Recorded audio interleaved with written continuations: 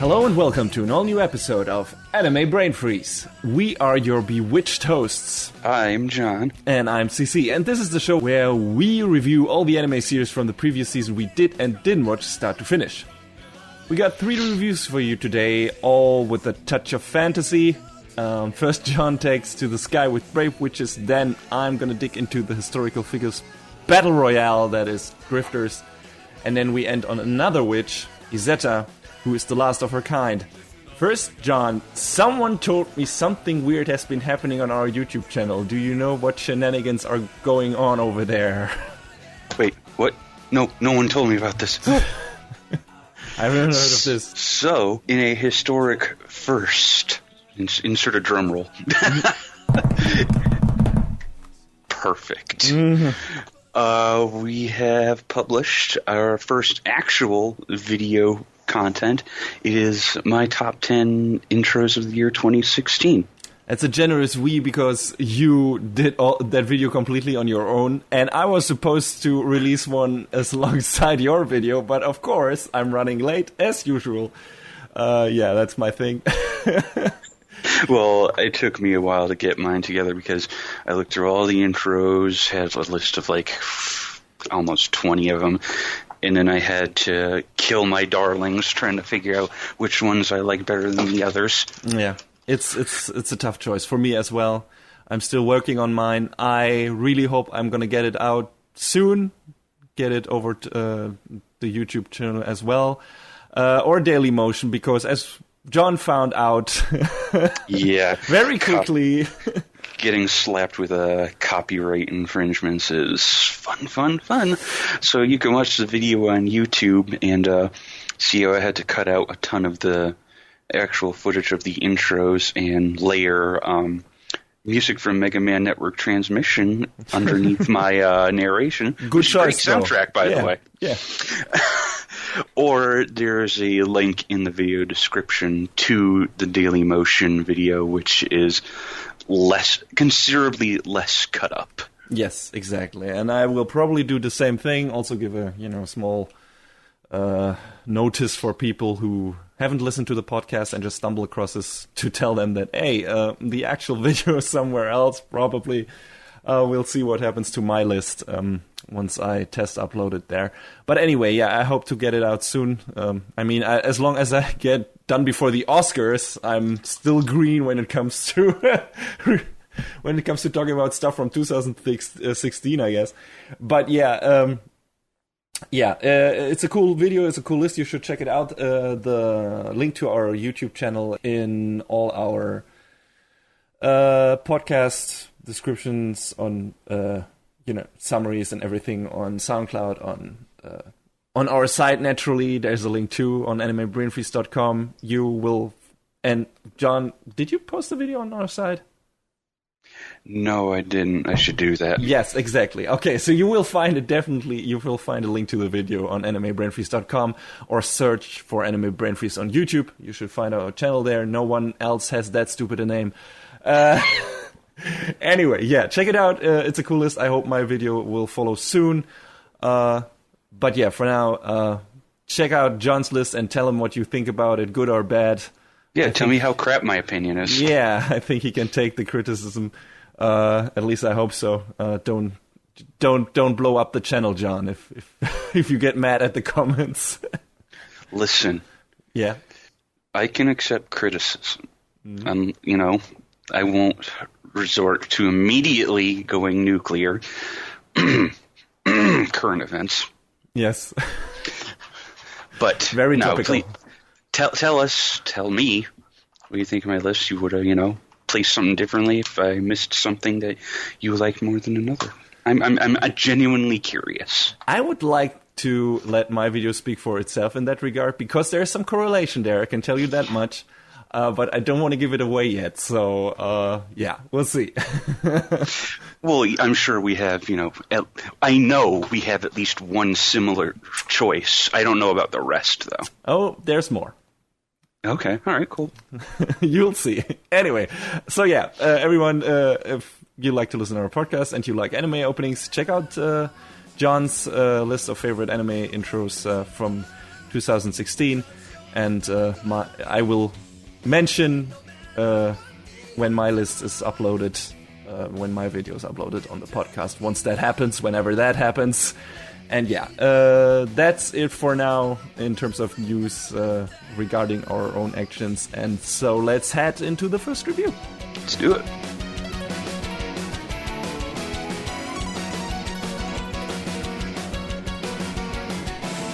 So the first show up on the docket, as we said earlier, is Brave Witches. If you are familiar with this, then you know that it is kind of a side story / continuation, not really clear on that, to be honest, of the World Witches series, which ties into its predecessor, Strike Witches. Strike Witches I know about, but I'm not familiar with that franchise beyond the name. So yeah, I wasn't familiar. There were offshoots until maybe about a year or so ago, and then, hey, Silverlink is producing Brave Witches. Mm. And Silverlink, we know their name for better or for worse. Just talking about them for better for once. Mm. Because some of their recent production credits are Fate Collide Liner, Prisma Ilia. That's a series you cherish. Yes, I mean, it's goofy and I enjoy it. The core Fate is where I'm at, but Prisma Ilia is still a lot of fun. Dusk Maiden of Amnesia is another one of their works. I watched like a few episodes of that, and then I dropped out, I think. I cried like a child at the ending. Okay. Sounds like I should have stuck with it then, I guess. Oh well.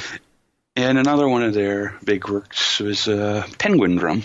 Oh yeah, right. There's still I still want to watch like all the famous Ikuhara shows. I watched like the first episode of Penguin Drum, the first episode of Yurikuma, and it was like well, like you were saying before we started recording, that's Ikuhara.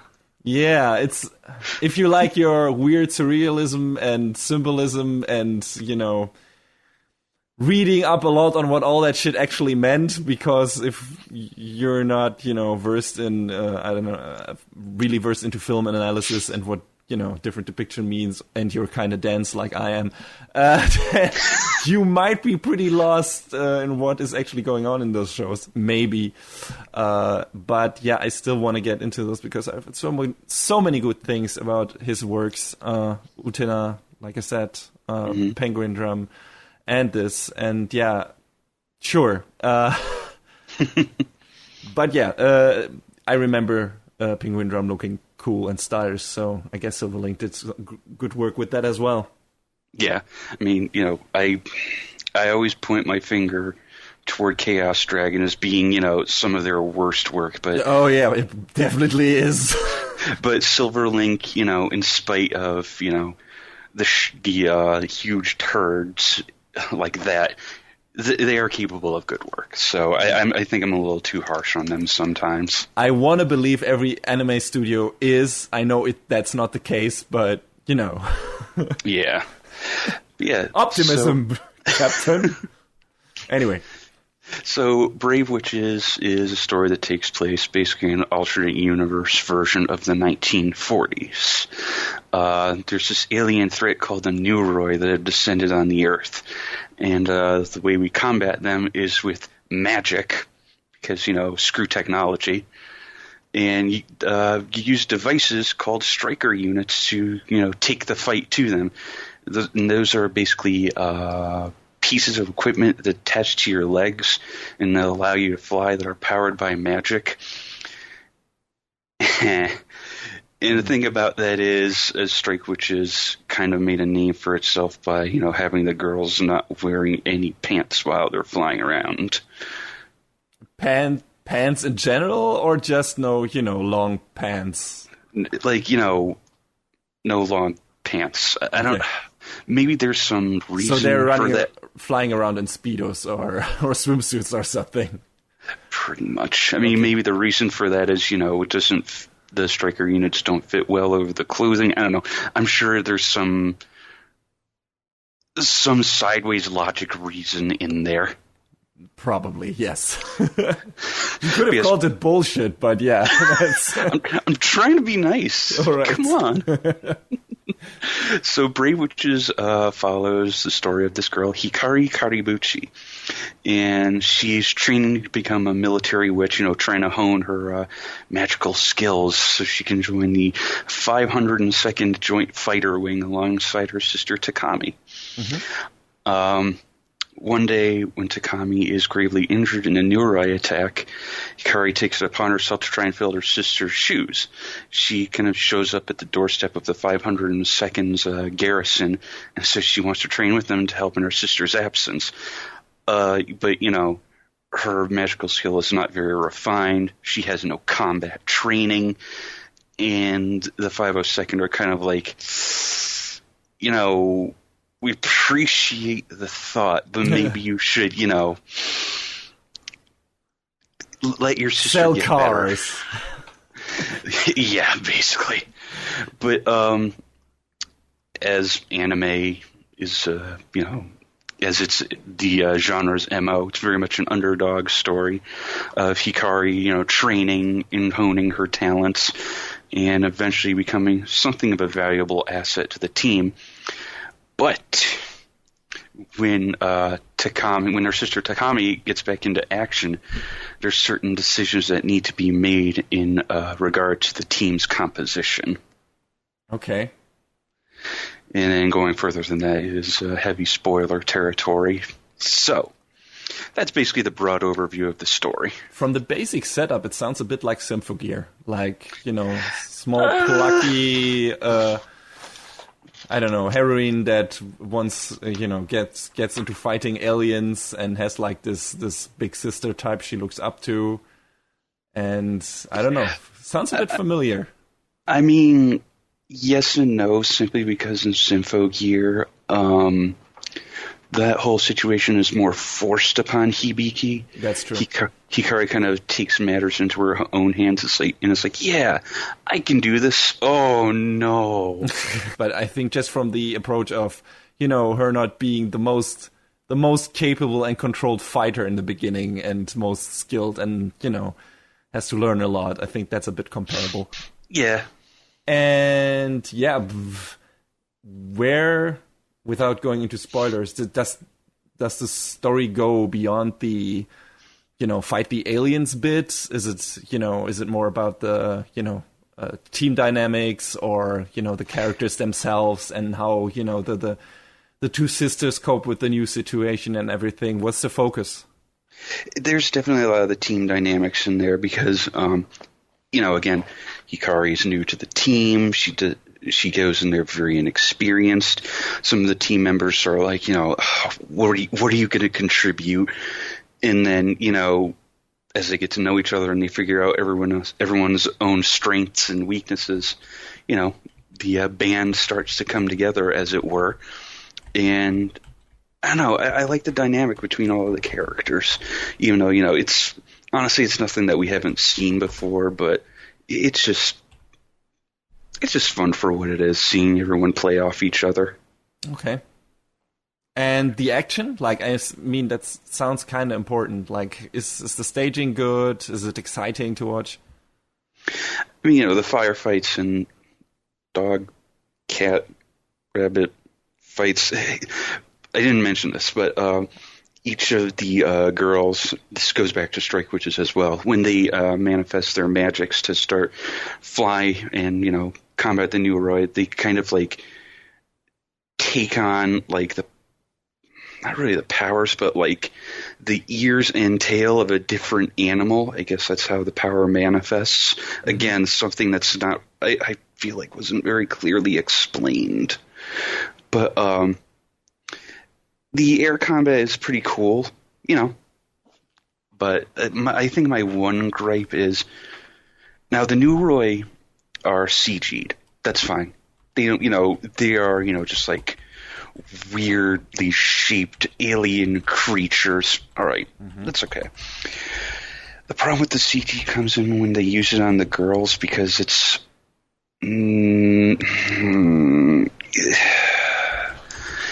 I forget what series it was I made mention of this, but there's a lot of the whole pancake facing going on again. Yeah. You mentioned where the faces are very flat.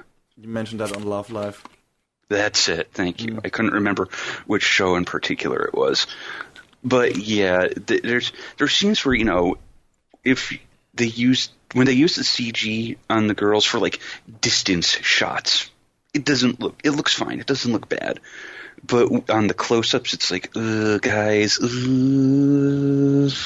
And again, CG has become a necessity. I don't know, a necessity, but it's become a thing that, animators have used throughout the different shows that we've watched. And it's going to stay there. But, yes. I wish not, but, Again, could look worse, could look a lot better. Yeah, exactly. Speaking of better, and small tangent, but CG is always a topic that irks me, and I think it irks many anime fans. Yeah, but not exactly anime, but a show that's doing pretty good work in the CG department right now, in my opinion, is Voltron, which originally was an anime series, and the current incarnation is done by the people behind Avatar: The Last Airbender and Legend of Korra, Studio Mir. And that show looks pretty damn great, the 2D animation and the 3D animation, mostly because there are no cut frames in there. Really? Or barely. They still do it for very, for certain scenes to get Voltron closer to a 2D animated counterpart. But for the most part, it's very fluid, and you can still see it's TV CG, but it's good.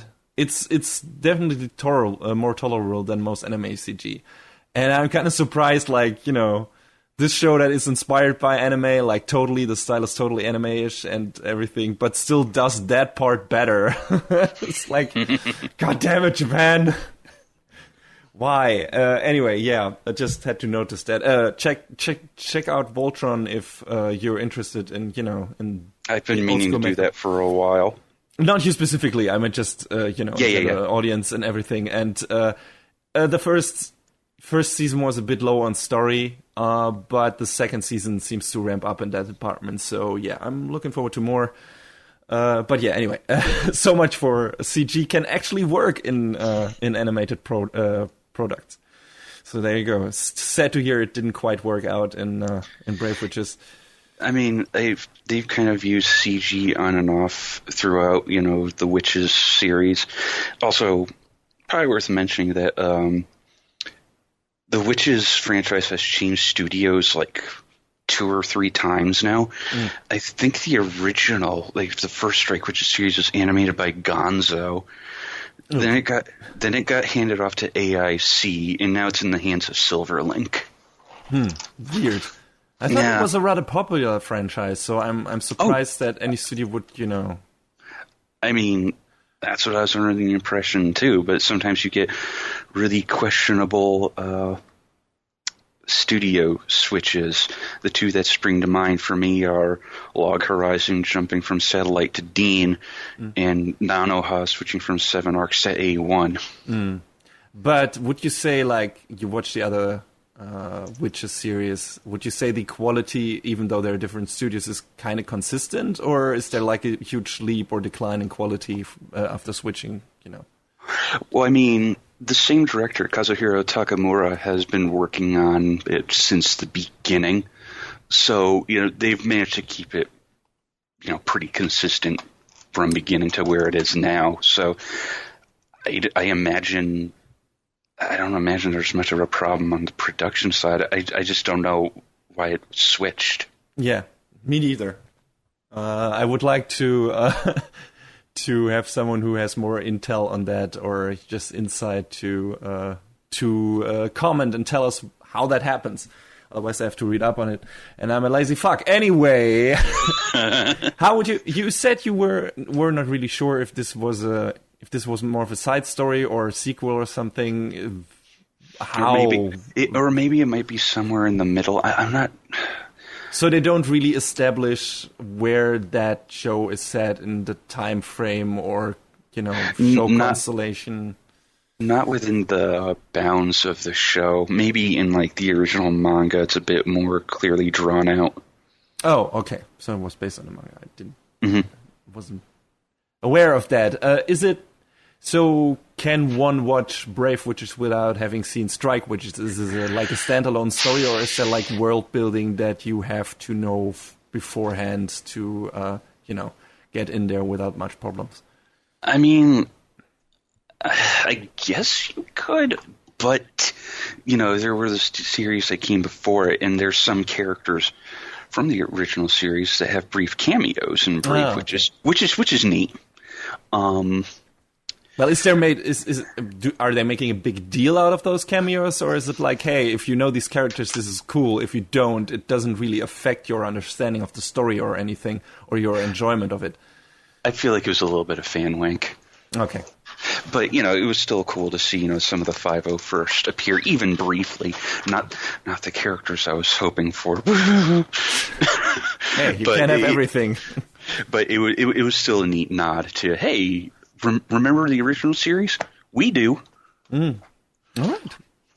So, yeah, it's a neat piece of the story, with those cool cameos.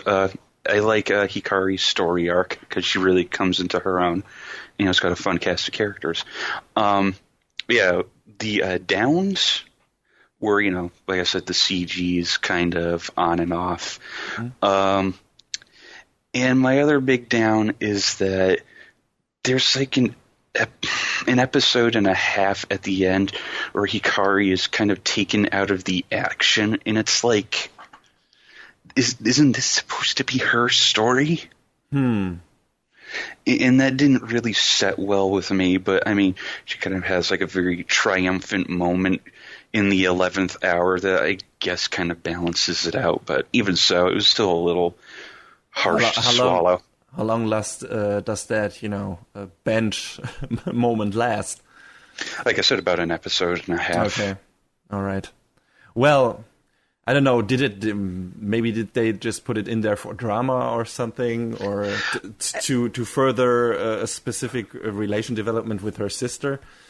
I mean, yeah, it was definitely both of those things, but even so, it was still really odd to me. Okay. Well, who would you, just go with the whole franchise? Who would you recommend the Strike Witches franchise to? The Witches franchise to? I mean, if you like, magical girl anime, it fills that niche. But I mean, I feel like there's other shows that have done it better in the past, like Symphogear, like Nanoha, like Sailor Moon. But it's a fun sort of distraction that sort of melds magic with military in sort of in a way that isn't really done super often, I feel like. Okay, but it doesn't really do anything super new in the story department. Well, no, just because of the fact that, it is predated by two other series, a movie, and an OVA that are, very similar to itself. Okay. So, more of the same, and if you like the first stuff, you also will probably like this one. Yeah. Yeah. Okay, I mean, I think there are enough anime fans out there who like their magical girl shows, so, yeah, this goes to you people, I guess. Myself included. Yeah, so there you go. Me too, occasionally. Depends on the show. Hopefully we'll get to talk about one of them sooner rather than later. Yeah, probably. Anyway, that's a spoiler. Is it though? Yeah, we'll see. So, do you have anything more to add or final word on Brave Witches? If you like Strike Witches, it's more of the same. There's nothing, offensively bad about it. It's just, very it's very samey. It's very comforting. But a fun ride. Yeah.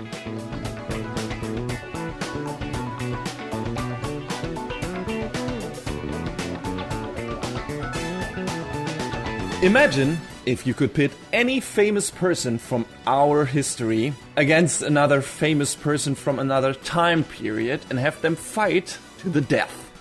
But why stop there? Why not put them in a fantasy land with elves, dwarves, dragons, and demons? Wouldn't that be fun? Before you got to the Fantasyland part, I was like, are we talking about Fate? Oh, yeah. Might as well be, in a way. Or Epic Rap Battles of History. But this is not that. I mean, my intro narration there was basically, I was trying to piece together the thought process that went into creating this show when the creator, Kouta Hirano, came up with this setup and story. If that name sounds familiar to you, then you probably have read or seen his other famous creation called Hellsing, which got a TV show adaptation and later on an OVA adaptation that took quite a while to finish. Hellsing Ultimate, which I quite enjoyed. It's a shame that the last 2 episodes weren't produced by Madhouse anymore, because they really went downhill in the animation department. Who did they hand it off to? Bunch of studios did take over after that. The first 4 episodes were done by Satellite, then the next 3 were done by Madhouse. Those looked the best, I gotta say, and were also the most interesting episodes. And then they finished a bit weakly on the last few, which was a scramble of studios apparently who worked on this, and it didn't come really together. Was really a mixed bag, and which is a shame because I like the story of Hellsing and its craziness, and a lot of that craziness you can also find in this show in Drifters. In many aspects, it resembles Hellsing quite a lot, but it starts out simple enough with one of the main characters, Shimazu Toyohisa, fighting in a war of samurai clans in the late 1500s, and in a gruesome battle called the Battle of Sekigahara, which is a real battle that took place, which, is in line with the show, because there's a lot of mentioning of historical events that really happened and historical figures that really existed, albeit in a slightly or very altered version. But yeah, so he gets pierced with several weapons and gets fatally wounded and stumbles through the woods afterwards, pretty much on death's door. The actual door that opens for him, though, leads him to a completely different kind of afterlife. First, he gets transported to, this giant wide hallway that has a middle-aged guy with glasses sitting at the end of it, at a desk, reading a newspaper, smoking a cigarette, I think. And before Toyohisa can find out where he is and what's going on, one of the many other doors in that hallway opens up, and he gets sent into a fantasy realm, where 2 factions are also at war. The Drifters and Octoberists on the one side, and the supposedly evil group called the Ends on the other side.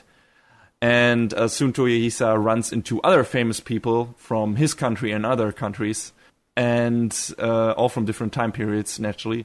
And most of them reluctantly join the Octoberists as new drifters to fight the Ends. Yeah, and that's basically the story set up. So this big mash-up battle royale of historical figures in this fantasy land with elves and dwarves and dragons and everything, and these 2 factions fighting each other.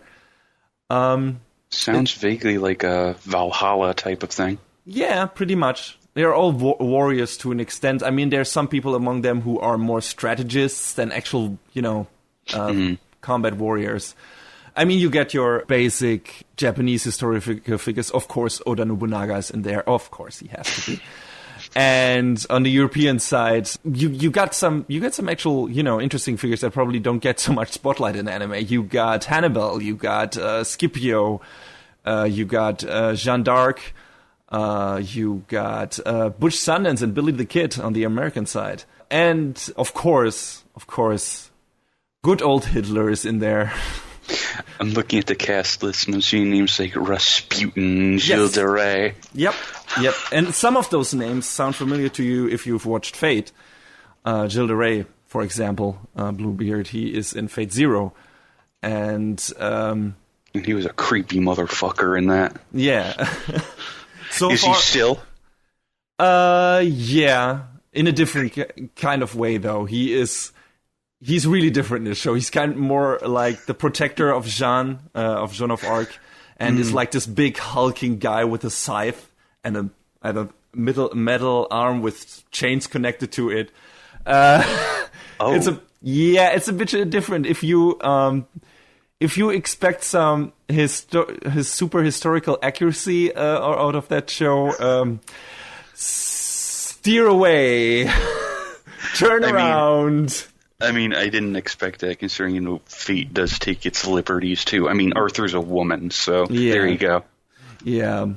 I'll get to that again, but first let's get the production side out of the way. The show's produced by Hoods Entertainment, who have mostly done in between animation, but a lot of that, a whole bunch of stuff. JoJo's, Gundam, Haikyuu, Valvrave, Naruto, so a bit of everything really in terms of genre, and cooperating with other studios. And it's directed by Kenichi Suzuki, the series director for the JoJo's Bizarre Adventure TV series. At least up to the end of Stardust Crusaders. He apparently didn't work on Diamond. But yeah. So, a familiar. And he's also done some Gundam stuff. I think Age. He worked on Age, I think. But I'm not sure. So here's the thing. Drifters looks alright. They did a good job bringing the dark and dire atmosphere across without making it look too drab and boring. Some of the action scenes even look pretty damn great, but there is a lot of unevenness and shaky character movement to be found all of this first season. It's like a lot of the action scenes, you look at it and you're like, that character movement seems a bit hokey and janky.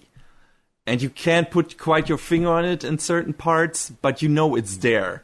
It's like, okay, this doesn't look fluid enough, and this character should, this arm should move differently, and this shouldn't move differently. And it just feels a bit like, okay, this needed a bit more polish. And maybe we'll get that for the Blu-rays. I don't know. That happens a lot these days. But yeah, this show in certain parts looks like it needed a bit more work. And if you come fresh off like the middle episodes of Hellsing Ultimate or something, expecting like another thing in that quality department, no.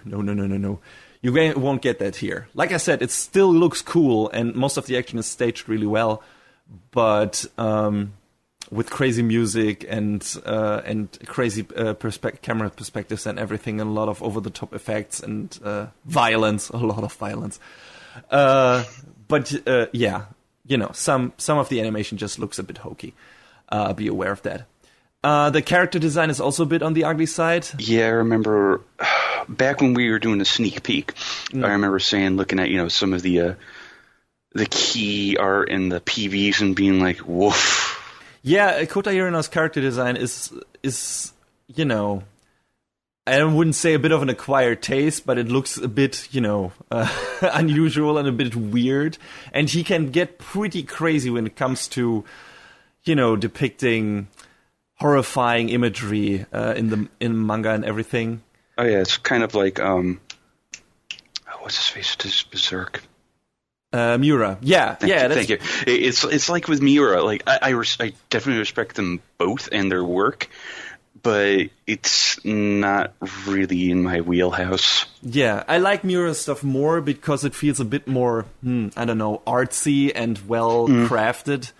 But Hirano's stuff can get really crazy and interesting too, even to the extent of you looking at the page and at first sight don't even know what you're looking at. Because there's so much organicness and weird, monsterish teeth, eyes, everything. So yeah, shit like that can happen too.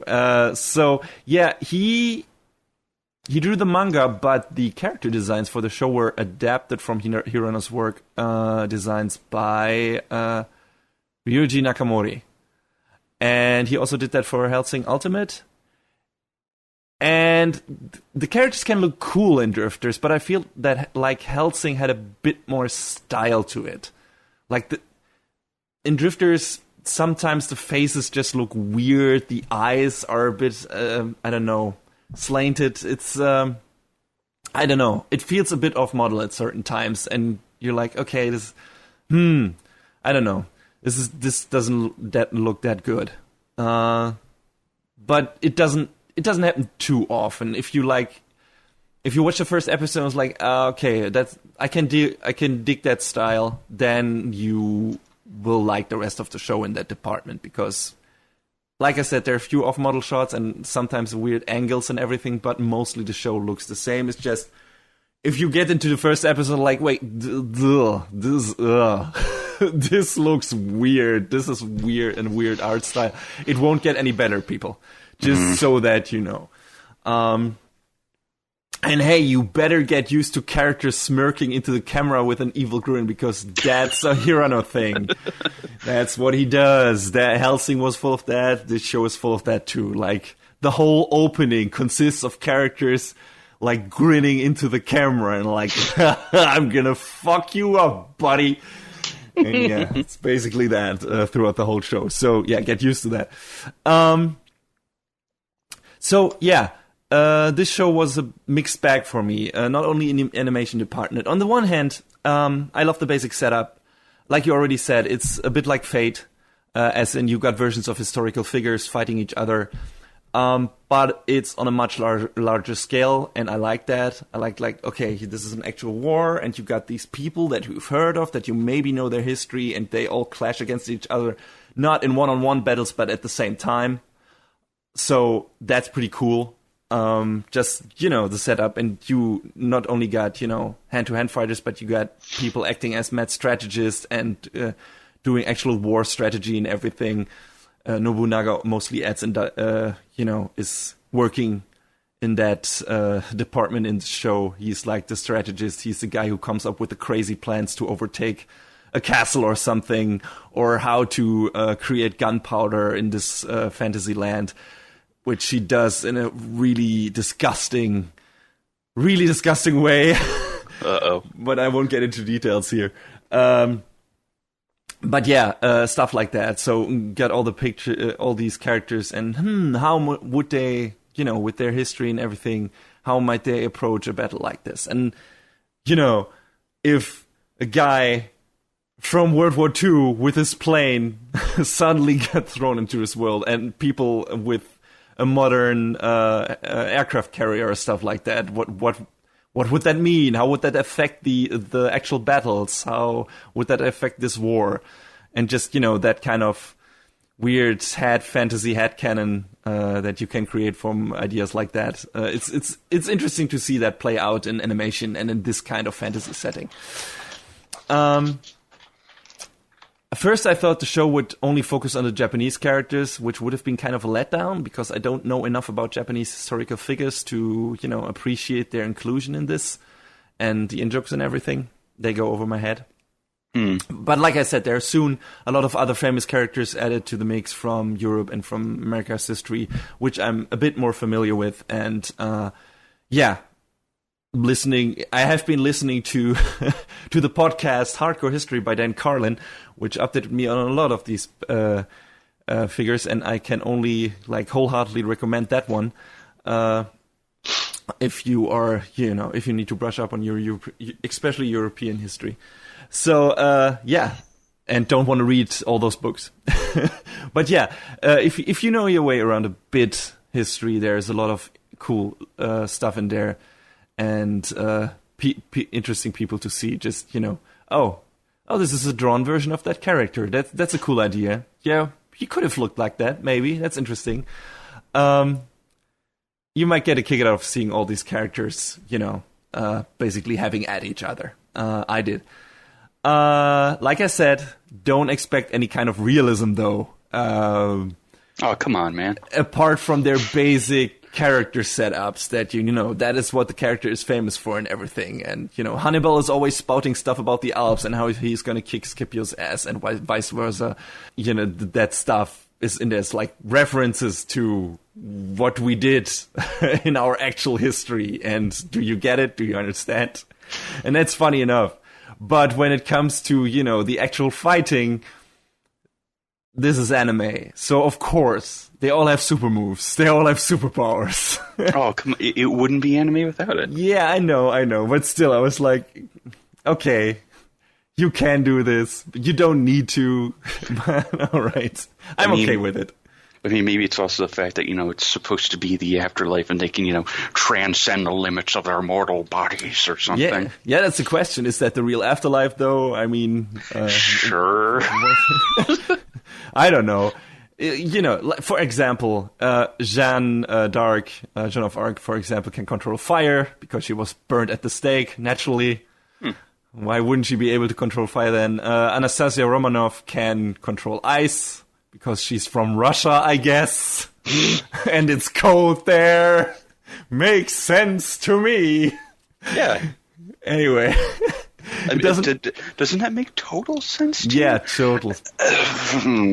Yeah, it's kind of dumb. It's a bit shoehorned in here and there, but it's fun. It's fun. Like, the battles are fun. I think so far the Japanese people are the only one. Well, the drifters in general don't seem to have magic. They rely on other stuff. But the ants all seem to have superpowers for one reason or another. So I wonder if the drifters will develop superpowers as well. So far they haven't, so I wonder what's going to happen there. But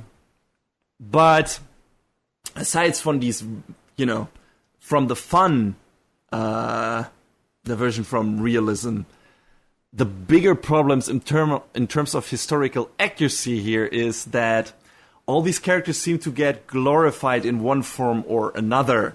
When you can be sure that most of them were assholes, depending on what time period they stemmed from. So making them look, sympathetic and being like the cool guys and the good guys is always a bit of a two-edged sword for me. It's like, on the one hand, it's cool to see these characters go into action and laugh at, what they're saying and everything. And it was like, aha, this was cool. And yeah, show him. And yeah, that's awesome. And on the one hand, you're thinking, some of these guys did some pretty bad stuff in actual history. So it feels kind of weird seeing them portrayed in a certain goofy way or anything. Or, for some people that might have the effect on some people who are watching who to take their history seriously. I know a lot of people who are like averse to any kind of change when it comes to movie adaptations of historical stuff, historical occurrences, and are like very offended by revisionist history and stuff like that. Yeah, I have a friend who's a history major, and he almost takes personal offense to alternate history fiction. Like, I know he started to watch Izetta, and I didn't get his piece on what he thought about it. I'll have to talk about it with him sometime. But he was like, "Oh yeah, no, come on, guys." Yeah, so if you are offended by that easily and take your history very seriously and hate inaccurate depiction and revised fantasy versions of historical figures and events, don't bother with the show because it will probably make you very mad. I think the most egregious thing for me is, besides Hitler being the guy who built up one of the kingdoms and is like in a few sentences described as, he was this competent leader and he did a very good job at this and this. I'm like, yeah, okay, great. Great. Tell me more about what good things, about his positive qualities, really. And then there's this guy who I think was a suicide fighter in the, in the Second World War on the Japanese side of things. I'm not sure. I think he was. I have to read up on that again. But aside from him being like this, having a giant-ass potty mouth, he is portrayed as like this, daredevil, badass, cool character. And I'm like, this doesn't really sit right with me. But yeah, if you can look past that, so far I have been mostly able to.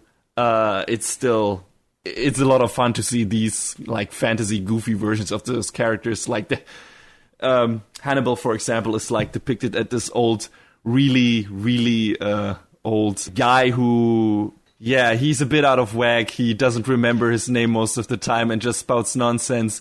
And then some people like Oda Nobunaga in this nonsense are like, oh shit, that's actually like a very good recommendation and very good strategy. It's like, okay. All right, okay, I guess it needs some people to read certain people. Anyway, yeah, that's fun. That's all right.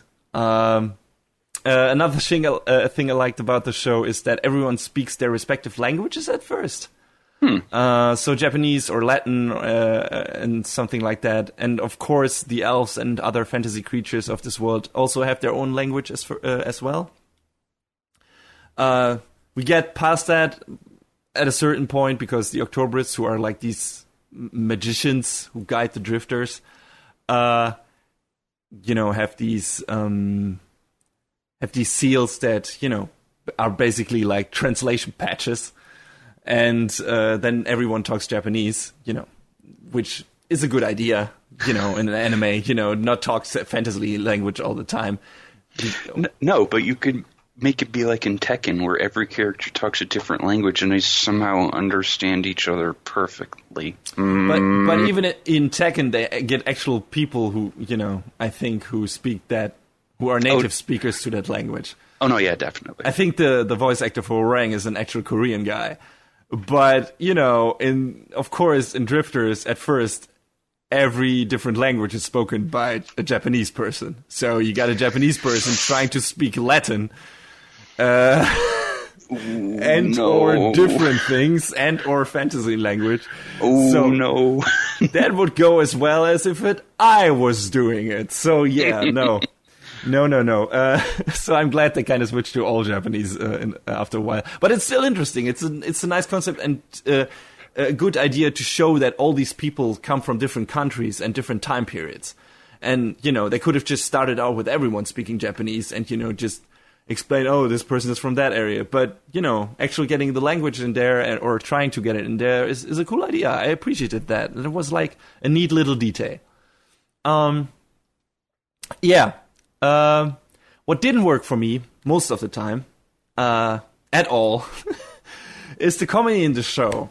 Aside from the small in-jokes and historical references, which I appreciated if I understood them and knew what they were talking about, there is the typical Kouta Hirano slapstick, super SD comedy bits in there. So sometimes characters turn into weird deformed cardboard cutouts versions of themselves. And you get these uniform colored backgrounds and then, it looks like you've been transformed to a newspaper comic strip and then these characters talk against each other and crack jokes at each other and get those weird voices and everything. And, yeah... I think it doesn't work. No, especially in a show like this, where you got very serious moments with a tense atmosphere, and then they break out this shit. And it's like, okay, this is supposed to highlight that this is a wacky, funny scene, but those jokes never hit home and all are not funny and are annoying. And also, it doesn't really fit what has been happening before. All the murder and killing that happened before this. No, but murder's funny. You're dead. It can be funny if it's hilarious and over the top, and it is in the show. But the comedy that falls after it just doesn't work for me. It's too on the nose. It's dumb. It's sometimes really offensive, in my opinion. And yeah, it's stupid. It's stupid comedy. It's not creative. It's not smart. It's dumb. It's dumb and not funny. And every time one of those scenes happen, I'm like groaning. I'm like, oh no, come on, get over this shit. Hellsing Ultimate did have some of that stuff, but I think only for the next episode previews or the old Hellsing TV show series did have that. They reduced it to that, and that was okay for me. But in Drifters, it's really overbearing, and that annoyed me. So yeah, if you don't like that either, be aware of that. I think the other show that really, that tonal dissonance, that had that kind of tonal dissonance was Full Metal Alchemist Brotherhood. At least in the beginning, there were a lot of serious scenes and fights that were had this where they would throw in a joke about Ed's height or lack thereof and his corresponding overreaction in the most unfitting way and unfitting moments. So, yeah, that's what this reminded me of. Plus the weird SD characters. So, yeah, it looks... it doesn't work, in my opinion. So, I mean, maybe there are some people who appreciate this kind of comedy. It's not for me, I gotta say. So, yeah, there you go. So this is getting a second season, and the manga is still running, so we'll probably get a bit more of Drifters. I don't know how much longer it's going to continue, but so far, I think it's okay. It's a decent action show. If you want to give it a chance, be aware that, it's incredibly dark, violent, gory. In my opinion, it's mostly fun and over the top. Like, it's gruesome, but you don't have to take it that seriously. There's some really dark scenes in there that are, might be a bit of a stomach turner for some people. But I've read Berserk, so this didn't really faze me. Yeah, but be aware. It's like I said, it's a very gory show. If you're squeamish, you might want to give it a pass, like you, John. Yeah, I mean, I was able to stomach the nonsense in JoJo's for the most part. Yeah, but JoJo's, it's still kind of limited, and it's a very colorful show. Just in terms of atmosphere alone, Drifters is a lot more darker, feels in certain part more realistic, and there's just a lot of more mayhem of happening to innocent people and not just dogs and cats like in JoJo's. So I think despite its shortcomings in the animation department and annoying comedy bits, it's a cool setup that is pretty well realized. They made the best out of that crazy idea and setup they could make, just in terms of keeping it interesting, in my opinion. If you don't take your history too seriously, but know your way around it a bit, you might get something out of it, just, in terms of in-jokes and everything. I definitely didn't get all of them, especially on the Japanese side of things, but there were enough moments where I was like, oh, that's the event / character they're talking about. So yeah, that's neat. I also want to really find out who the Black King is, the main antagonist, because he's wearing a hood, just like this long hood. And people have speculated it's Jesus, which would be hilarious and amazing. But judging from the staff he carries around, I assume he might be Egyptian, maybe a pharaoh or something, a famous one. But we'll see, yeah. I get the setup, but what is it that they're all fighting for in this afterlife? Well, initially, Toyohisa doesn't even really... he just wants to find out where he is, what is happening, and then he is pissed off by what the bad people in this fantasy land. I forgot what the name of the kingdom is that Hitler initially created. He's dead. So this is all, he's only talked about in flashbacks, kinda. And I think there's a portrait on the wall or anything. But not even really mentioned by name. He's just called Father, I think. But yeah, the people, that the Ents are working for and everything, or that side of things, they treat they have the fantasy creatures, the other creatures of this land under their foot, under their heel. And there's like this one particular village that gets attacked, and Toyohisa is like really, mad and just fucks all the enemies up. And then he, takes the elves under his tutelage and makes them into warriors. And I think his attitude is, I'm here, I'm a fighter, so I might as well help you take back your country. Because you should be, proud warriors and not, cower before these other stupid assholes. And that's, I think, his approach. And the other are just going with it. Other people are going with it. And once the Octoberists enter the fray and explain to them what the actual fight is about, that becomes their main motivation. Like, basically, Toyohisa is the leader, the reluctant leader, kind of. but he is the guy who can motivate everyone and follow him and fight the fight. So Nobunaga decides that he should be the face of the operation, so to speak, and that's how it happens. So yeah, concerning the other characters, the side characters, we have in the first season we don't learn that much about them. We mostly learn about the Japanese characters. So I guess it's mostly about them being recruited into this world and then, throwing at the front lines and not having actually much of a choice. So, they are at this, in this two-faction war, and they're gonna get attacked by the Ents at one point or another.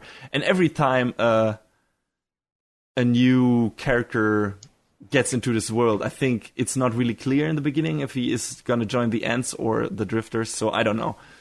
It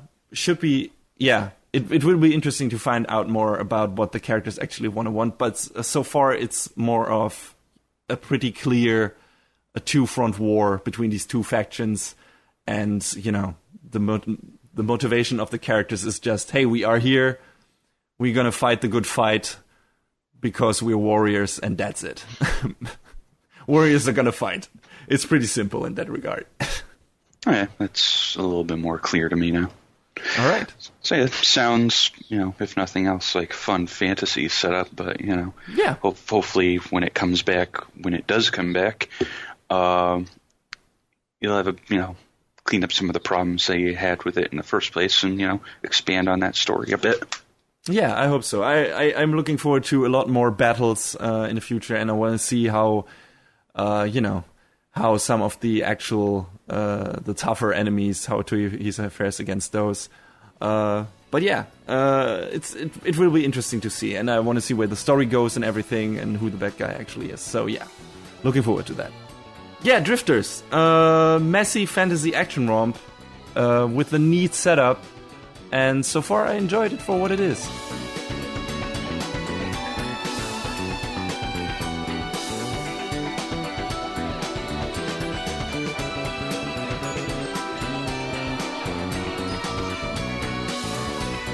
So, we began the show with witches. We shall end on a witch. We began the show in the 1940s. We shall end the show in the 1940s. Everything's coming together. Yeah, life is a circle. Anyway, this story also set in the 1940s, though in a version of Germany, or Germania in the show. And yeah, it's basically kind of the ground setup that you would have at a certain part of World War II. Germania has already started invading the neighboring countries. So they've basically already invaded the equivalent of Poland. Exactly. I forgot what they named that in that show. Livonia. Oh, right. Yeah, exactly. And one of the other countries is Elstadt, which is, I think, supposed to be the equivalent to Austria. Either that or Switzerland. No, I think they're driving through Switzerland because they're mentioning that country is neutral. I forgot which name they gave it. Anyway, yeah. So, yeah, the main character, or one of the main characters, is the princess of that country, Fine. She and her compatriots are on a train in the beginning of the first episode, and are traveling. She's traveling incognito to I think it was Switzerland, to have a secret meeting with the ambassador of Great Britain, or Britannia. And they, it doesn't, of course, not all work as planned, and she gets taken prisoner by Germanian soldiers. I think her compatriots get killed. I don't know if both of them, I don't remember. But yeah, and by chance, she ends up on the same plane as a mysterious stasis pod that was also on the train, I think. Yeah. But you didn't see it there. And as it turns out, that stasis pod houses an old childhood friend of her. And that childhood friend is Izetta, a very powerful witch with red hair. And Fine manages to free Izetta by calling out to her, if I'm not mistaken. And yeah, Izetta basically bursts out of her stasis pod, blowing up the plane at the end of the first episode. And then basically escaping with Fine back to Elstad. And and that's the basic setup. And from there on, it's those two trying to fight Germania and make Izetta basically the picture of hope and, the idol of the resistance against the Germanian Empire. And that's the setup for Izetta. So nice alternate history setup. Anyway, it's the show is produced by, John, can you help me with that? The studio is Aggiato, and they've done other stuff like Brave Beats, one of the fairy tale movies, Phoenix Priestess, I believe, and they did the OVA and TV series of Genshiken, among, other smaller stuff as well. Mm-hmm. Or I should say among other stuff that I have never heard of. Well, there's always a lot of that. Well, true. If I'm not mistaken, it's directed by Masaya Fujimori. Mm-hmm. He has done some of the stuff that you mentioned, Genshiken, for example. The first Pokemon movie. Mm-hmm. Okay. And something from Inuyasha, I think the final I think one of arc the that movies, everyone hated. Yeah, one of the movies, and whatever they call it, like the final act or something. Yeah, that weird, super compressed version. Anyway, that is not, supposed to be a negative slide or anything. The show looks amazing, especially the flying. Izetta rides not a broom, but a giant-ass anti-tank rifle. And flies it into battle. It looks great, especially when she takes these tight turns in the air and everything. And they really put an effort to make her dogfights look cool, her air battles, and her just laying into the wind and everything, and and using her magic to fight whatever. Yeah, man, the air combat in the series it's friggin' phenomenal. And I mean, a lot of the composition was headed up by Hiroyuki Yoshino, who one of his production credits is Macross Frontier, which, Macross is known for its great dog fights. So it definitely came through in this for certain. Yeah, definitely. In general, the direction is top-notch, in my opinion. The train chase in the beginning of the first episode is staged incredibly well. Great action choreography, like camera angles, when they climb on the top of the train and run on the roof and everything. The camera angles are great, panning shots and stuff like that. It's really dynamic. It looks really cool. But while the action stays pretty riveting throughout the whole show, like from beginning to end, you start to notice a lot of rough edges with every new episode. There are a shit ton of off-model character shots in this series. It's kind of glaring, in my opinion. I think Izetta gets like the brunt of it, like the biggest heap. There's so many shots of her where her eyes are look slightly, I don't know, disjointed or or a bit weird, or her hair looks kind of scruffy and doesn't really match up what she looked like before. And this show needed a bit more touch-ups in a lot of scenes, definitely. I don't know if you saw that. I feel like I didn't notice that as much as you. I mean, maybe there were some scenes in particular. Like, there was a couple where I remember stuff didn't look quite right, but I don't remember it being in, like, any large volume. It's not in the action shots. It's like really small scenes where mostly talking, and it's usually when some characters are in the background, and or are not the real focus at the attention of the moment. But every time I looked over to Izetta when she was in one of those scenes, she looked really off.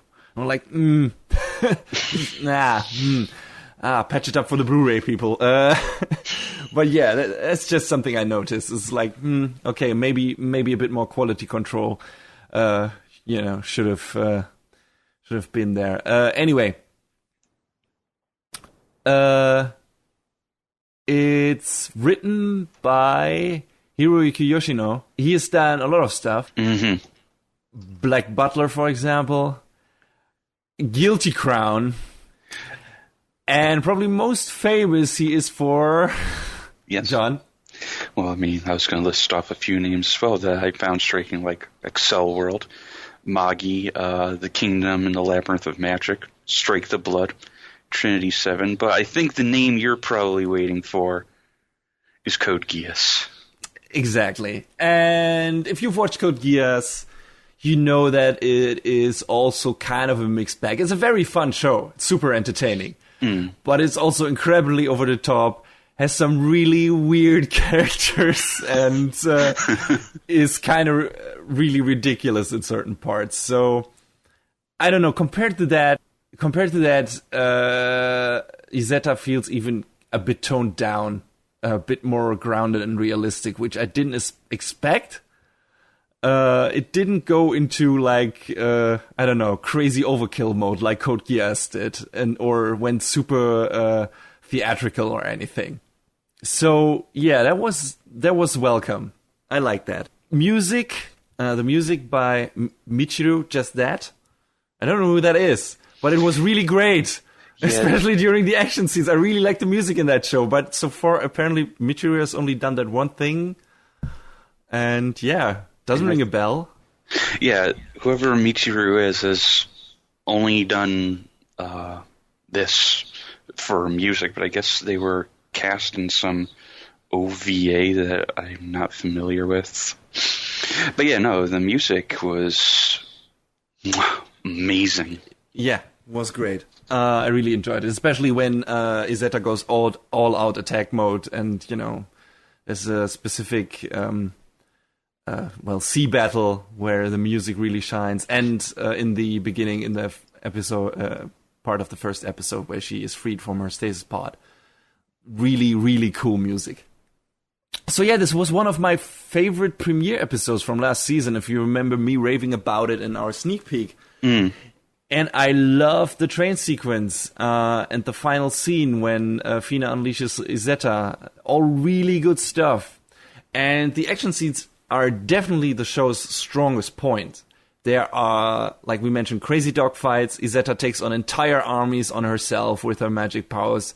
It's really cool to look at. It's cool to listen to. It's well staged. Like, there's a lot of, visual delights happening on screen, just in terms of the action choreography. It's really, really cool. Where the show falls flat, in my opinion, are the characters. While sympathetic, they stayed way too shallow and underdeveloped for my taste. Fina is this Mary Sue princess type who pretty much always stays strong for her people, is always nice to Izetta, never gives up, doesn't really question herself, even in the most dire moments, like basically her whole country gets destroyed and she's still like, we can do this. I mean, that's great, that's commendable, but it isn't really realistic. Like, she feels more like an ideal than an actual person throughout most of the show, and that's a bit boring, in my opinion. I don't know how you felt about that.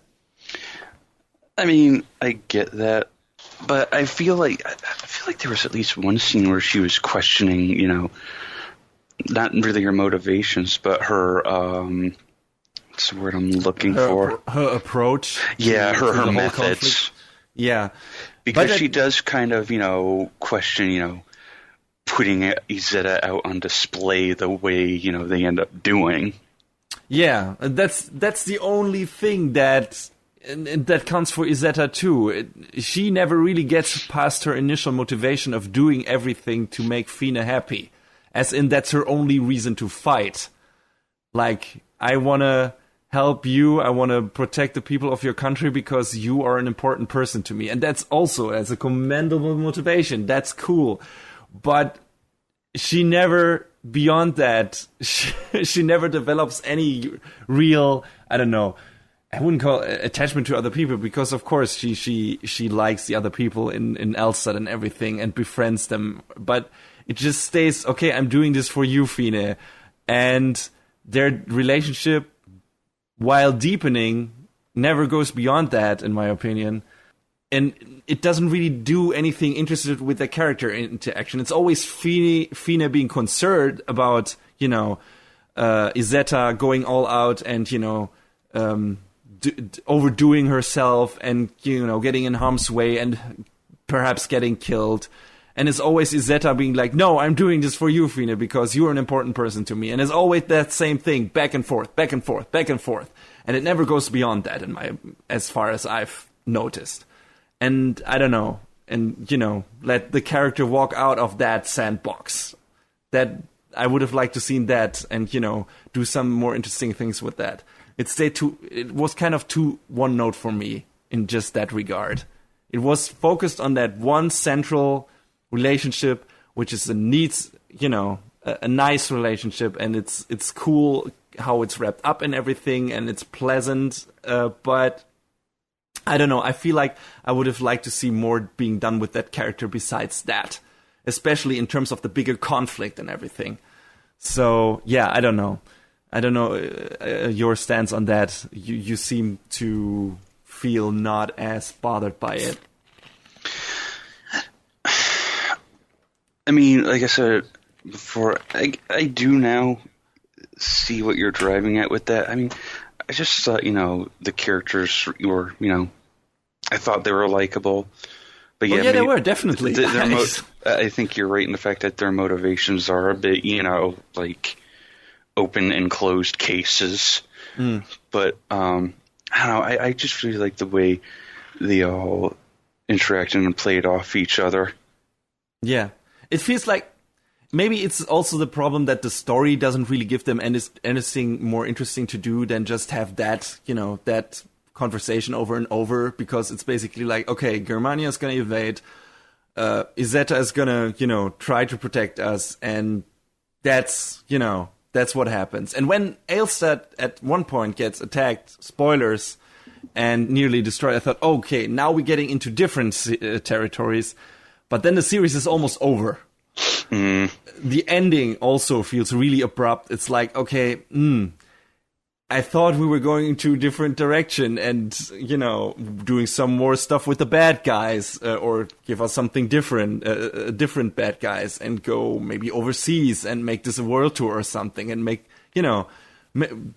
show us something more interesting and let the story flow somewhere interesting. But it doesn't really hold that many surprises, and yeah, that's the problem. Like, for me, it didn't really go anywhere interesting, or somewhere I didn't anticipate, and then it just ended, which was I don't know, not really a bummer, but it was a bit underwhelming. I don't want to sound too negative because I still enjoyed the show, but it felt like, okay, there could have been more. Those characters had such a great setup and such a great premise and a interesting, or at least a sympathetic chemistry and everything. So I wish there was more interesting done with them in terms of, their relationship and in terms of the story itself. Some of the side characters are a bit more interesting, like Rickard and Bergman, the scientist and the young spy on the Germanian side of things. And Bianca, the head of Fine's Royal Guard, because she has like this. Her approach, her interesting part is like she's really into that fairy tale of the the White Witch and everything. And when Rickard tells her about the story, how the story actually played out, the the legend of the White Witch, she's offended by it because she wants to believe in that fairy tale and everything. And it's like, okay, maybe we'll get some, development of her in that regard later on, especially in regards to the villain and everything. But that also never happens, really. I don't know. I guess all of the side characters just don't get enough screen time, or even stay in the story long enough to give them, some development beyond their good setups. And it was kind of a waste. It's like, okay, we have a bunch of interesting, or at least promising characters here. And maybe if we had a bit more episodes and a stronger script, there would have been some interesting story to tell about all of these. And we didn't really get that. The villain was also let down because her motivation is such a cliched, scorned woman approach. Would you argue that character is the villain?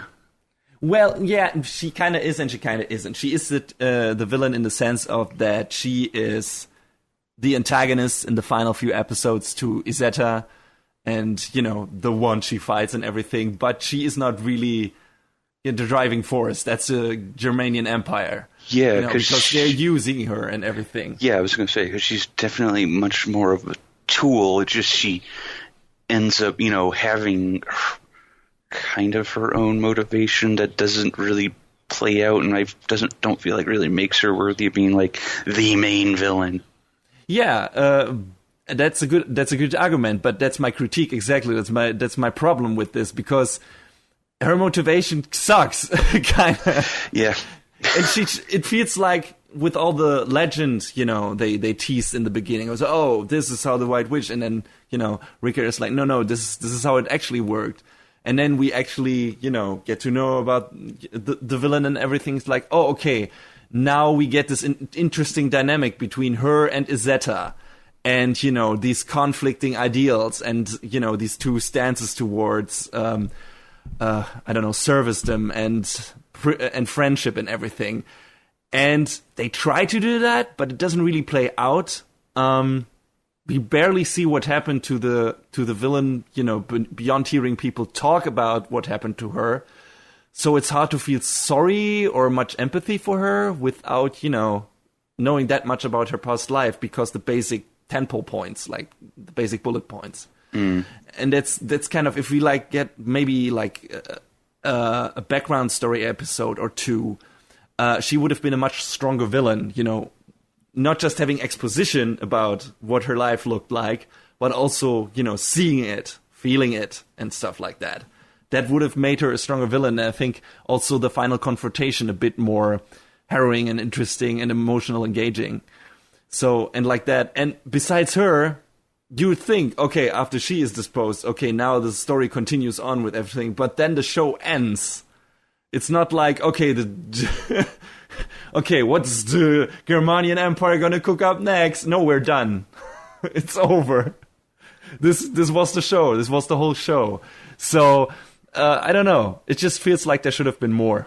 And I don't know if there were like, if it was time constraints, or if they just hadn't planned the story out that far. They just had the first few episodes, and then we're like, okay, how do we wrap this up, people? I wonder if they had a finished script from beginning to end for the story, or if it was just like, I don't know, series layout. Like the story outline, or? Yeah, the story outline for the first few episodes, and then they winged it. I don't know. I don't know. But it sure felt like it at certain points. Because it feels like, okay, there should have been more. There could have been more at this point. They could have done more interesting stuff with this setup or with this character and everything. And they don't. And it's kind of a letdown. But, yeah. Still, after all this negativity, or as it would sound like, the show manages to tell a decent little fantasy tale, in my opinion, that is enjoyable, especially because of the action scenes and because of the sympathetic character. Like I said, they were a bit too one note for me, but they're still nice, sympathetic characters. They're enjoyable, and you can empathize with them, and you like them, and you want to see them succeed and everything. So that's cool. And they're, you know, a bit flat, but you know, if you can look past that, you would still have a fun time. And the production, you know, the few off-model shots that apparently only I noticed aside, can be pretty damn awesome at times. That show can look great and be a lot of fun and just, you know, really well put together. So I don't know, if you are in the mood for something rather short and uncomplicated that at least wraps up its main arc and main relationship in an okay way, in a rather satisfying way, aside from you maybe thinking, okay, there could have been more, at least in the main story regard. But the main relationship is wrapped up in a satisfying way, in my opinion. It's a decent arc, albeit a simple one. But yeah, go and check it out if you think that sounds remotely enticing. Just don't expect the whole series being on the same level as the first episode or even the first couple of episodes. Or you might end up kind of underwhelmed like I did. I think your takeaway from the show was a bit more positive, John. Yeah, I mean, it was a very simple, short story for what it was. The Germanians are the bad dudes. We have to stop them, sort of, thing. But I don't know. I came into it a bit later than you were watching it from the beginning. I forget what. And I was super hyped. You remember how hyped I was about the first episode. Definitely. And I kept seeing people talking about it. The folks who run the Crunchyroll Twitter kept posting clips of it, and I was like, this looks really cool. And I think maybe like halfway through the show, I started watching it, I really got into it, and I thought, and I still think it was super neat. But, I mean, to echo a lot of what you said, it's a short, sweet story, very much self-contained, and it's just a lot of fun. It's definitely worth giving a go. Yeah, sure. It's... Like I said, its flaws are nothing offensive. It's just after that amazing first episode, I was like, okay, this could be something really, really cool. And my expectations were set too high or anything, and that's why I came, out of it a bit soured at the end. But if you go in with the right attitude and are like, okay, this is just going to be a neat little fantasy tale, short story with sympathetic characters, cool action scenes, and sometimes great animation, that's that. I'm fine with that. That's cool. Yeah, then please go ahead, and I think you will enjoy it. Like I said, I came away a bit underwhelmed, but that doesn't have to be the case for you. I think it's worth checking out at least the first episode, just because that's a really good episode of anime. And and if you hooked and if you're interested to see the story through, by all means, stay with it. I think you can do worse, a lot worse, a lot worse. Izetta, still a neat little show. Could have been more, but I guess it's fine for what it is. And yeah, that's that for me.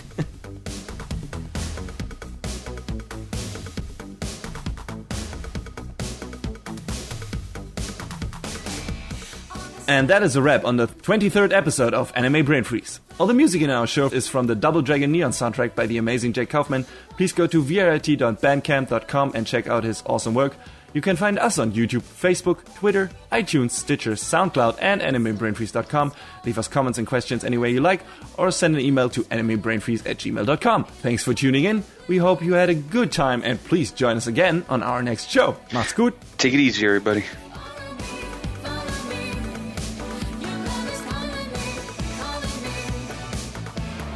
Next time on Anime Brain Freeze. The story of a rising star in voice acting with bumps in the road. And dramatic battles on the volleyball court.